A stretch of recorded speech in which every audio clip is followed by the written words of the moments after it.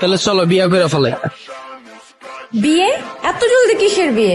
আমি তো মাত্রই তোমাকে প্রপোজ করলাম, ঘুরবো, ফুচকা খাবো। ওরে বাইরে, জীবনে তুমি বহুত জনের কাছ থেকে ফুচকা খাইছো, আর আমিও জীবনে বহুত জনের ফুচকা খাওয়াইছি।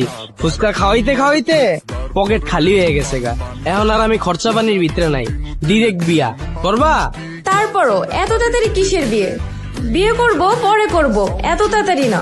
আমাকে ভালোবাসো না? আরে ভালো তো বাসি, তাহলে প্রবলেম কি? বিয়ে এত জলদি? বুঝছি, ভালোবাসা হারাই গেছো তো, যাও বাবা যাও। আরে না না, কি বলো, ভালোবাসা কেন হারাই যাবে? ভালোবাসা তো আছে, কিন্তু বিয়ে এত তাড়াতাড়ি মানে? বাইরে ভাই, 2-3 বছর আমার লাগে প্রেম করবা, তারপর বন্ধু বান্ধবের কাছ থেকে টাকা ধার লইয়া বাইকে তেল বইরা তোমারে ঘুরামু, এরপরে তুমি আবদার করবা জান আমার সমুদ্র দেখতে মন চায়, কক্সবাজার যামু, এরপর ভার্সিটির ফি না দিয়া তোমার হইলে কক্সবাজার ঘুরমু, কয়দিন পর পর তোমার বার্থডে আইব, তোমার সারপ্রাইজ দিমু, আর তারপর কি করবা তুমি? 2 বছর পর হঠাৎ একদিন আইবা, আয়া কইবা জান আমার বাসা থেকে তো ছেলে ঠিক করে ফেলছে, ছেলে তো বিসিএস ক্যাডার। আরে আমি এইসব কেন বলবো? আমি তোমাকে ভালোবাসি, আমি এসব বলতে যাব কেন? ওরে ভাই রে, তুমি তো আমারে ভালোবাসো আর সারা জীবন ভালোবাসা যাবা, কিন্তু সমস্যা তো আমার মধ্যে।